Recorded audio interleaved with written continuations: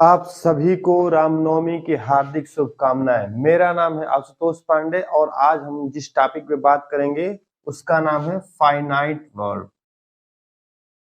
आज हम लोग फाइनाइट वर्ब के बारे में पढ़ेंगे कि फाइनाइट वर्ब क्या होता है और किस तरह काम करता है और ये कितने प्रकार के होते हैं।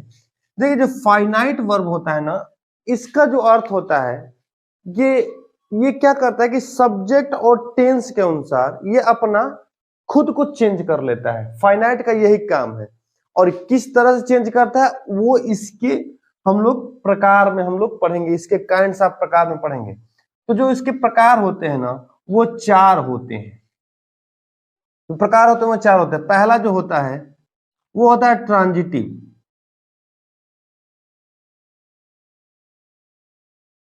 ट्रांजिटिव। दूसरा होता है इंट्रांजिटिव। इंट्रांजिटिव। तीसरा होता है लिंकिंग और जो चौथा होता है वो होता है ऑक्सिलरी।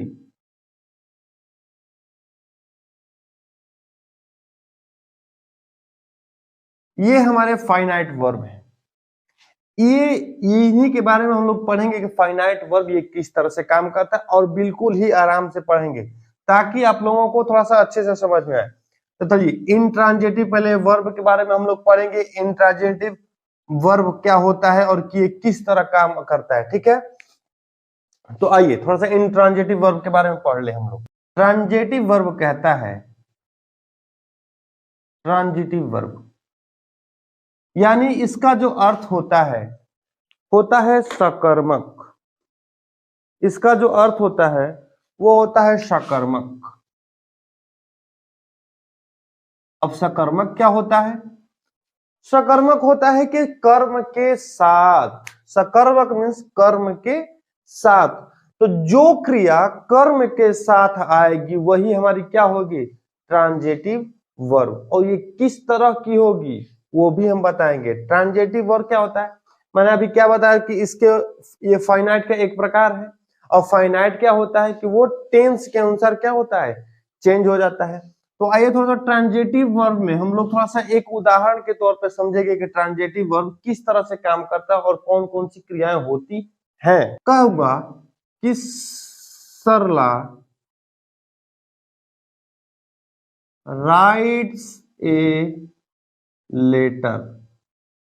देखिए, अब इस उदाहरण से हम लोग समझेंगे कि ट्रांजिटिव वर्ब क्या है और ये कर्म के साथ कैसे आया हुआ है। तो देखिए, यहाँ पे हमारा सब्जेक्ट हुआ कर्ता और देखिए यहाँ पे क्रिया। लिखना हमारा क्या है? क्रिया। और क्रिया क्या होती है? जिसको देखो पहचानने के एक अर्थ और होता है कि जिसके लास्ट में ना आए। ये हम लोग बचपन से पढ़ते हुए आए हैं कि जिसके लास्ट में ना आए वही हमारी क्या होती है? क्रिया होती है। तो देखिए, सरला हो गया, ये लिखना हो गया, ए हो गया और ये लेटर हो गया। तो लिखना, लिखना यानी कि हमारी क्या है? क्रिया है। तो देखिए, सरला एक है तो एक वचन के साथ हम लोग क्या किए हैं? यस या ईएस जोड़ दिए हैं। तो ये हमारा क्या हुआ? सब्जेक्ट और टेंस के अनुसार चेंज हुआ ना। तो ये एक हमारा फॉर्म हुआ, ठीक। ए लेटर, लेटर हमारा क्या हुआ? कर्म हुआ। ये हमारा कर्म के साथ आया है। ये जो वर्ड है ना लिखना, ये क्या है? कर्म के साथ आया है। तो ये हमारा ट्रांजिटिव वर्ब हो गया। राइट्स क्या हो गया हमारा? Transitive verb. अब हम थोड़ा सा पढ़ेंगे इनट्रांजिटिव वर्ब के बारे में कि इनट्रांजिटिव वर्ब क्या होता है। इनट्रांजिटिव वर्ब यानी कि इनट्रांजिटिव वर्ब कहेंगे। देखिए, यहां पे पढ़ेंगे intransitive verb. Intransitive verb. Intransitive verb means क्या होता है? अकर्मक। इनट्रांजिटिव वर्ब मींस क्या होता है? अकर्मक। अकर्मक। अब अकर्मक मींस क्या होता है? अकर्मक मींस होता है कि बिना कर्म के। बिना कर्म के यानी इसके साथ जो आएगा ना, कर्म नहीं रहेगा, सिर्फ एक सब्जेक्ट रहेगा और एक क्रिया रहेगी। वो किस तरह काम करेगा? सब्जेक्ट के द्वारा समझेंगे। कहेंगे राम, राम विप्स। राम क्या करता है? रोता है।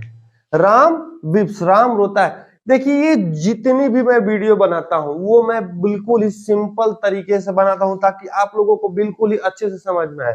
अगर मैं थोड़ा सा कठिन कर दूंगा तो आप हो सकता है पहली बार वीडियो देख रहे हो तो आप लोगों को समझ में ना आए, इसलिए मैं थोड़ा सा आसान तरीके से पहले मैं बताता हूं, उसके बाद धीरे धीरे जैसे मेरे सब्सक्राइबर बढ़ जाएंगे आप लोगों को मैं ऑनलाइन की सुविधा दूंगा, ठीक है। तो देखिए यहाँ पे हमारा इंट्रांजिटिव वर्ब क्या होता है, राम विप्स, राम रोता है। इसके साथ क्रिया नहीं, इसके साथ कर्म नहीं आया है, विप्स ये इसके साथ बदल रहा है, ठीक ना, लेकिन इसके साथ क्या नहीं आया है, कर्म नहीं आया है, ऑब्जेक्ट नहीं आया है। तो ये हमारा इंट्रांजिटिव वर्ब हो गया विप्स, और ये हमारा ट्रांजिटिव वर्ब क्या हो गया, राइट्स हो गया, ठीक है। तो ये हमारा ट्रांजिटिव हो गया और ये हमारा हो गया इंट्रांजिटिव। अब हमारा अगला क्या था, लिंकिंग वर्ब, यानी कि ये क्या करता है, ये जोड़ने का काम करता है। लिंकिंग वर्ब्स, लिंकिंग वर्ब्स क्या होते हैं, लिंकिंग वर्ब्स वो होते हैं जो सिर्फ क्या करता है कि ये बस जोड़ने का काम करता है या एक सेंटेंस को सिर्फ कंप्लीट करने का काम करता है, ठीक ना। जैसे मैं कहूंगा कि I am a student, I am a student, मैं एक विद्यार्थी हूं। तो जो हमारा एम है ना, ये क्या करने का काम कर रहा है, जोड़ने का काम कर रहा है। आई यानी कि मैं ही क्या हूं, स्टूडेंट हूं, मैं ही क्या हूं, यहाँ पे स्टूडेंट हूं। जो ये हमारा एम आया है ये हमारा काम क्या कर रहा है, जोड़ने का काम कर रहा है। इसमें बहुत सारे वर्ड आते हैं, जैसे आता है इसमें इज आएगा, एम आता है, फिर आर आता है, वाज आता है ना, इसमें बहुत सारे वर्ड आते हैं। और आता है वर आता है, फिर आता है इसमें आता है बिकेम, फिर आता है लुक्स, है ना, और आता है सिम्स, सिम्स आता है। तो ये हमारे क्या है, लिंकिंग वर्ब है। Is, am, are, was, were, became, looks, seems, ये हमारे क्या है, लिंकिंग वर्ब। ये हमारे क्या करते हैं, सिर्फ जोड़ने का काम करते हैं, एक सब्जेक्ट को क्या करते हैं, सिर्फ जोड़ते हैं, एक सेंटेंस को सिर्फ पूरा कर देते हैं, ठीक ना। तो ये हमारा हो गया लिंकिंग वर्ब। मैं चाहता हूं कि एक ही वीडियो में छोटा छोटा करके ये सारी चीजें मैं ऐड कर दूं ताकि इस सबको एक ही वीडियो में समझ में आ जाए, ठीक है। तो अब हम लोग आते हैं एक्सिलरी वर्ब में कि एक्सिलरी वर्ब होता क्या है। हाँ, बात करते हैं एक्सिलरी वर्ब की। एक्सिलरी वर्ब, अब एक्सिलरी वर्ब क्या होता है कि ये इसका एक और नाम है, इसका एक और नाम है helping verb, helping verb, helping verb, यानी कि ये क्या होती है, सहायक क्रिया। ये क्या करती है, सहायता करती है, ये हमारी सहायक क्रिया हो गई। अब इसमें क्या होता है कि एक्सिलरी वर्ब यानी कि हेल्पिंग वर्ब जो होता है ये हमारे दो प्रकार के होते हैं। पहला होता है प्राइमरी, ये हमारे दो प्रकार के होते हैं। पहला होता है प्राइमरी, प्राइमरी एक्सिलरीज,